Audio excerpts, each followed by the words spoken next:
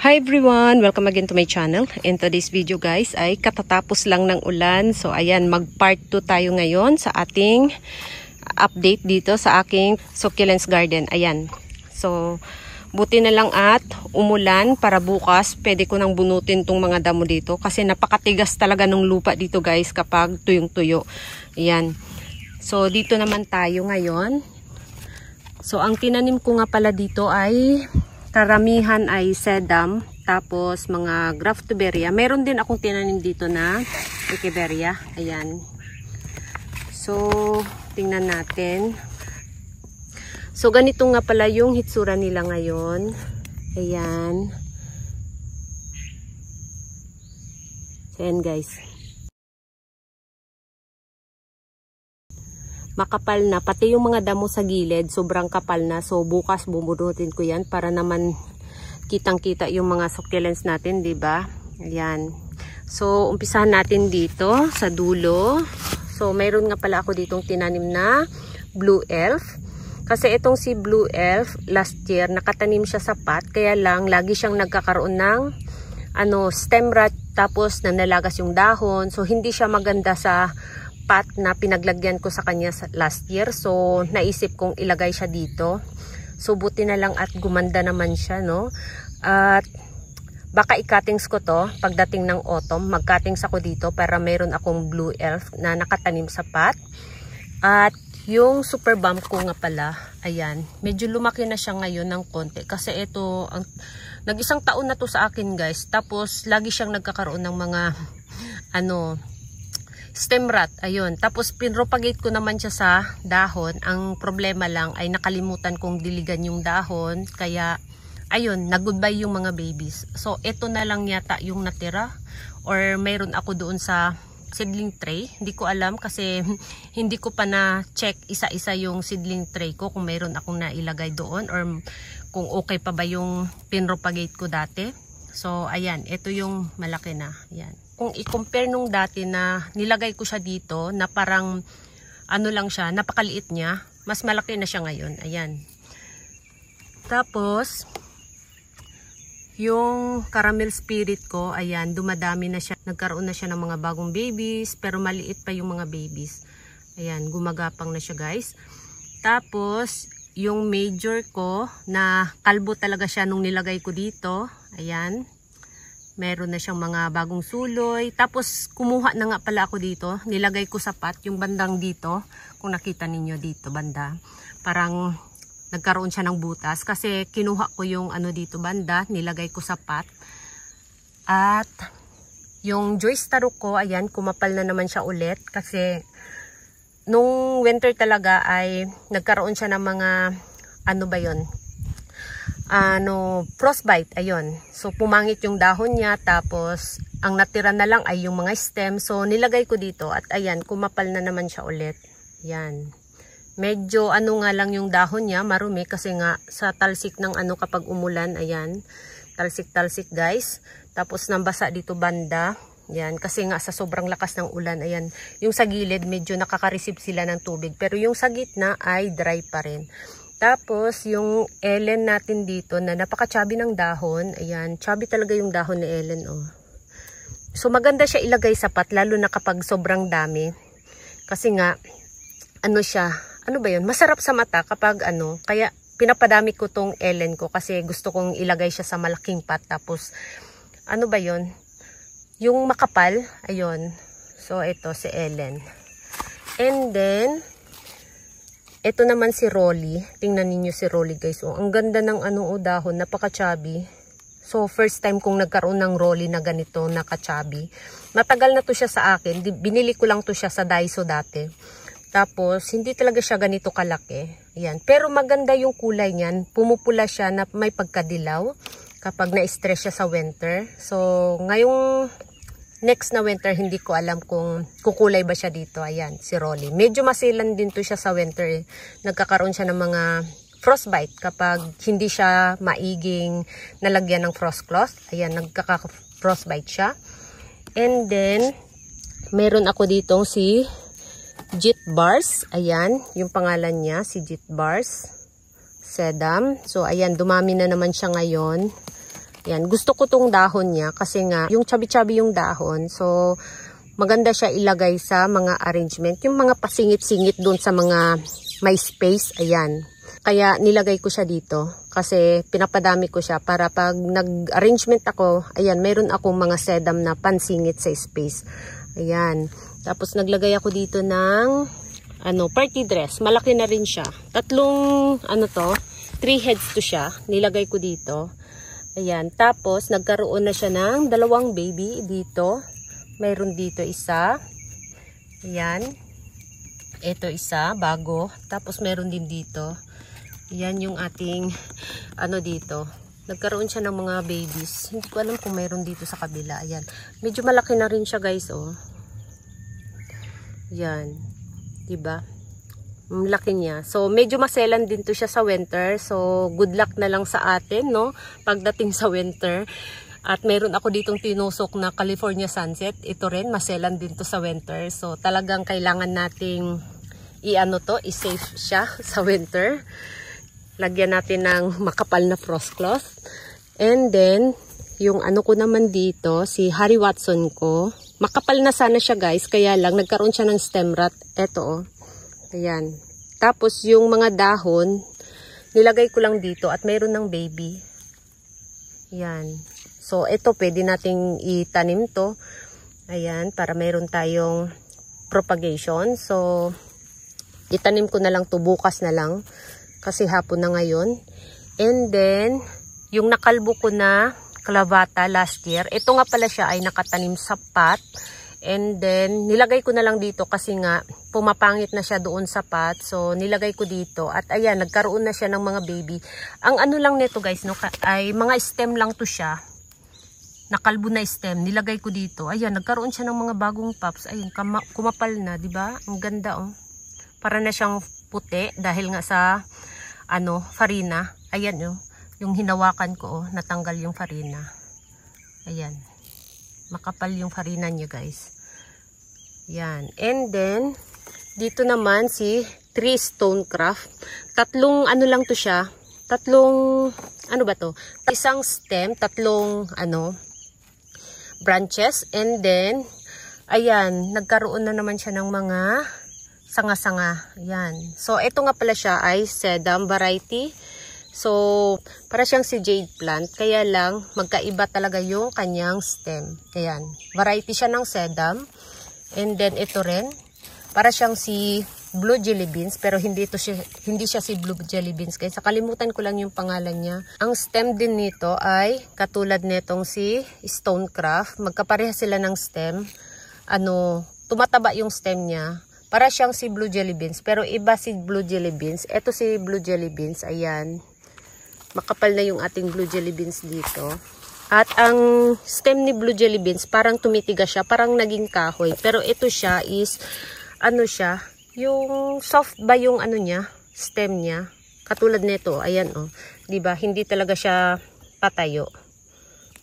Hindi siya tumatayo, guys. Maliban na lang siguro kung lagyan natin siya ng kahoy para tumayo siya. Hindi katulad nito, ayan, oh. Matigas yung stem nito. Hindi siya basta-basta nagko-curve yung stem. Tapos madali lang din to siyang i-propagate or paramihin. Kapag i-cuttings mo to siya, nagkakaroon siya ng mga babies sa stem. Ayan. So kapag bumili kayo nito, i-cuttings nyo ng i-cuttings, i-propagate nyo ng i-propagate para mas lalo siyang dumami. Kasi ako dati, ang binili ko lang nito ay parang 3 puno. Tapos, ayun, kinatings ko ng kinatings. Ito kasi siya, mahirap siyang i-propagate sa dahon. Mas maganda siya i-propagate sa cuttings kasi siguradong siya, yung mag-success ka kaysa dahon na propagation. Ayan. Mahirap siyang i-propagate sa dahon. So, cuttings talaga siya, guys. Ayan, dumami na siya. Napakakunti lang nito nung nilagay ko dito. Ganyan na siya karami, guys. Oh, ang kapal na, 'di ba? So, 2 linya to. Isang linya dito, isang linya dito. Yan. So, ang bilis niyang dumami. Tapos, mayroon tayo dito. Naman to siya. Si Bruns. Ayan. Ang chubby ng dahon ni Bruns. Ayan yung ating Bruns. Diba? Napaka-chubby ng dahon niya. At, wala siyang masyadong baby sa stem. Yan pa lang yung baby niya. So mga cuttings din to siya, galing doon sa loob ng mini greenhouse ko. Tinusok ko dito. Yan, ang chubby ng dahon. Magtanggal tayo ng isa para makita natin kung gaano ka-chubby yung dahon. Ayan guys, oh. 'Di ba? So ito siya, kapag pinropagate mo rin sa dahon, ayan, nagkakaroon din siya ng baby. So itong tinanggal natin, ilagay lang natin dito. Tingnan natin kung magkakaroon siya ng baby kasi ano na sa amin ngayon, mainit na. Ayan. And then, meron tayo dito, naglagay ulit ako dito ng, ayan, si orchid. Kasi gustong gusto ko to si orchid. Maganda yung dahon niya, tsaka mabilis siyang lumaki kapag nandito guys. Ayan, malaki na rin siya. Yan yung orchid natin. Sobrang laki na din niya dito.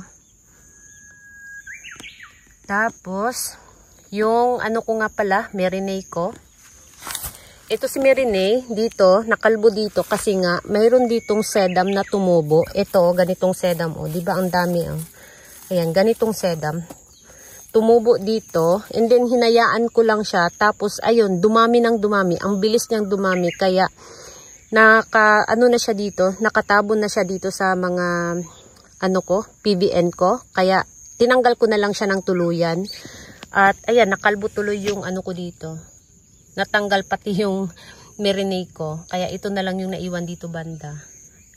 So, ayan yung Marinade ko. Tapos, ito naglegi siya kasi nga natabunan na siya ng sedum. Naglegi siya. Hindi sila magkaano, diba? Ito walang sedum dito. Tapos, dito mayroong sedum. Ayan. Naglegi. Dito naman, hindi naglegi. Kaya lang sobrang dry, kaya maliit yung mga dahon niya. Pahaba yung dahon niya na maliit. Ayan, si Marinade. And then,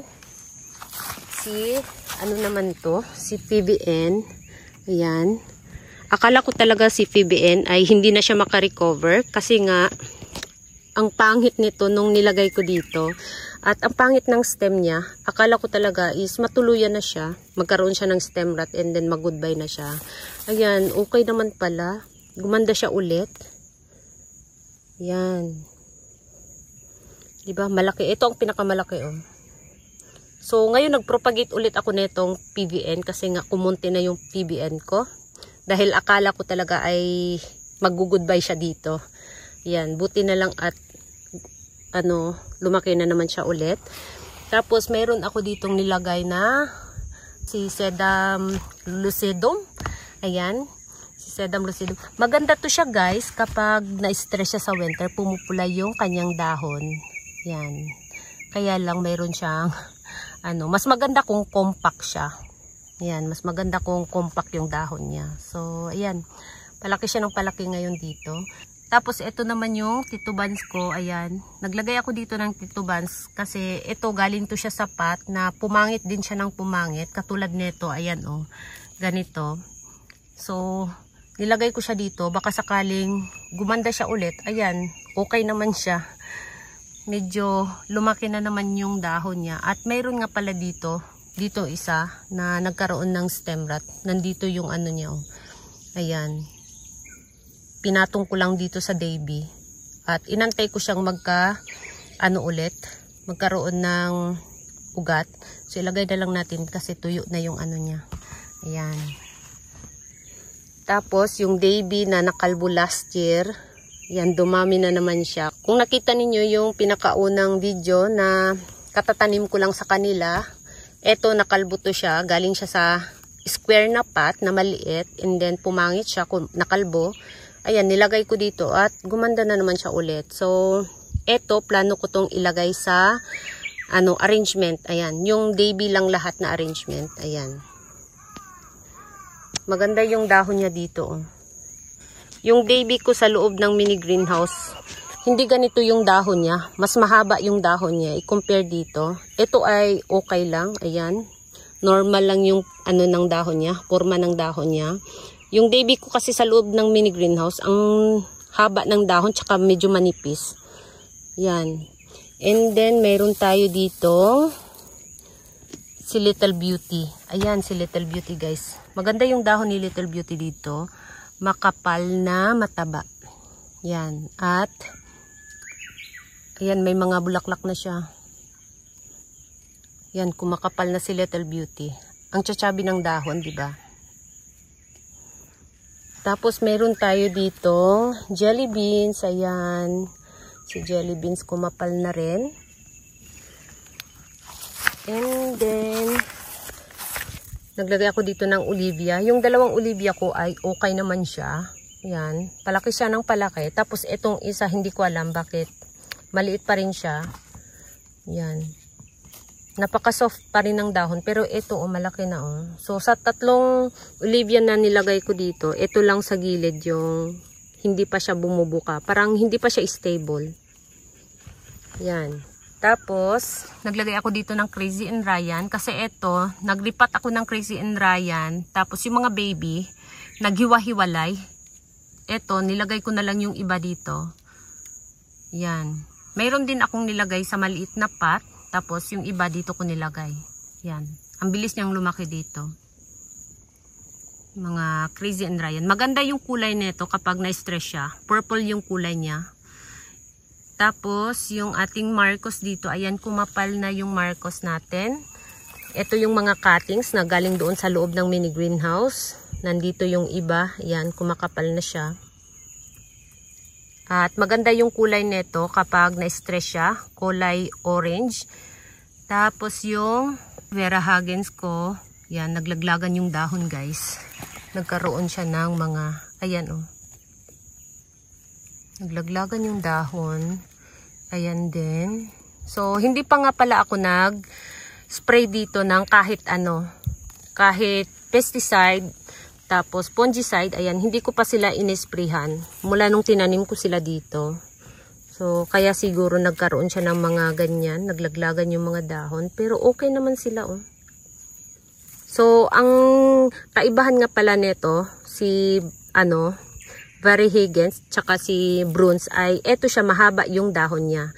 Tapos, si Bruns ay medyo pabilog yung dahon na chubby.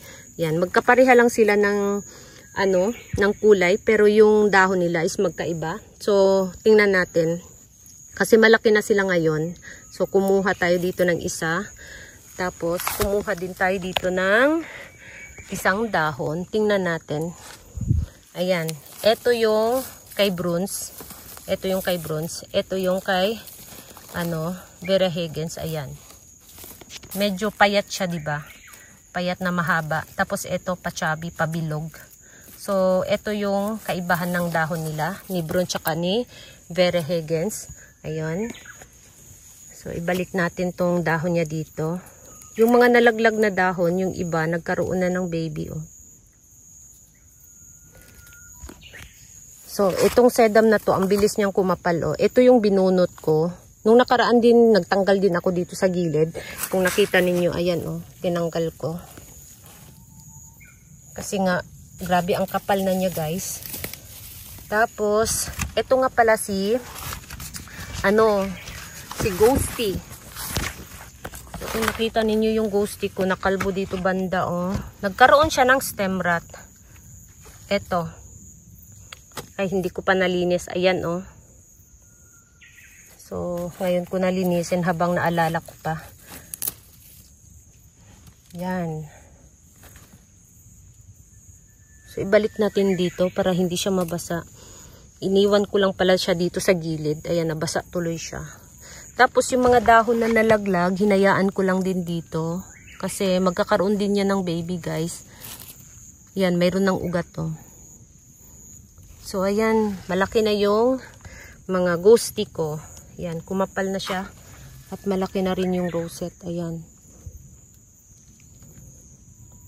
Yan, nagpaparami ulit ako ngayon ng Ghosty kasi kumunti yung Ghosty ko. And then, ito, yung sedum, patapos na yung kanyang, bulaklak. So, kapag ganito na, pwede ninyong tanggalin yung, i-cuttings ninyo, guntingin ninyo, ayan. Tapos, magkakaroon siya ng bagong suloy. Ayan, yung mga tirang stem dito, naglalabas siya ng bagong suloy. Katulad nito, ayan, oh. Diba? So, madali lang din itong padamihin, guys. Ayan. Wala akong gunting. So, bukas ko na to. I-cuttings ko na to para siya dito. Gumanda na naman siya ulit. Ayan. Tapos yung mga dahon niya na malaglag, ayan. Kusa siyang tumutubo, guys. Para na lang siyang, damo. Ayan, kasi ang daming ganito sa bahay namin. Ayan, binubunot ko kasi para na siyang damo. And then, ito naman si Frolifica na hindi pa rin siya gumaganda hanggang ngayon. Ito rin. Nandito. Ayan. Tapos meron tayo dito si red berries. Ayan. Yung dito sa likod parang mapula pa oh. Maganda pa yung red berries natin dito sa likod oh. Napaka-shiny ng dahon ni red berries. Para siyang si jelly beans, pero magkaiba yung hitsura nila, guys. So, kumuha tayo ng jelly beans. Ito. Tingnan natin kung ano yung hitsura. Ano yung kaibahan niya. Ayan. So, ipagtabi natin. Ayan.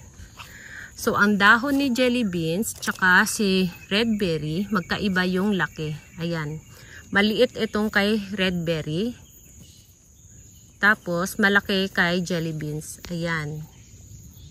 Tapos, mas shiny tong si red berry. Mas shiny yung dahon niya. I-compare kay jelly beans. Yan.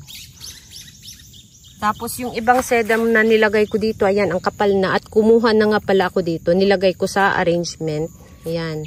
Ang bilis niyang kumapal. Tapos, maganda to siya kapag na-stress. Kasi pulang-pula siya kapag na-stress ng winter. At siya, tigasin siya, guys. Ilagay mo lang dyan sa labas. Nagkakaroon siya ng mga frostbite, nasisira yung dahon. Pero, yung mga natirang stem, nagkakaroon ulit siya ng suloy kapag growing season na.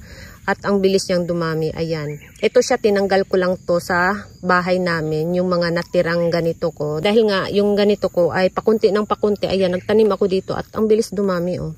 Ang bilis kumapal. So, din siya, nagkakaroon din siya ng bulaklak. So, papuntang mamulaklak na to. Ayan, kasi humahaba na yung rosette niya sa gitna. Ayan, mamulaklak din siya. Tapos yung, ko dito, eto. Ayan, dumami na rin siya. Nagtanggal na rin ako dito. Dito banda, oh. Ayan, may pinagtanggalan ako dito. Nilagay ko rin sa arrangement. Si nga pala to, si Purple Haze. Ayan. Tapos, yung bulaklak niya, ang cute. Yan. Tapos, ito naman si Remota. Yan. Ang kulay nga pala nito kapag na-stress ay purple. Maganda din ang kulay nito kapag na-stress. Yan. Tapos, dito banda, pinaulanan ko. Kung nakita ninyo, ayan, oh. Tiniklop ko dito banda kasi nga dry na yung mga sedum ko dito banda. Kaya, pinaulanan ko sila. So, ganyan yung hitsura, guys. Ayan. Pati yung mga damo, makapal na rin. Ayan. Pero bukas, tanggalin ko yung mga damo para mas lalo silang makita ng diba? So, ayan guys, yung ating latest update. Thank you so much for watching and please don't forget to subscribe and like to my channel. Sa hindi pa nakapag-subscribe, please subscribe my channel at i-click nyo na rin ang bell button para ma-update kayo pag nag-upload ako ng bagong video. Thank you so much for watching and see you in my next video. Bye-bye!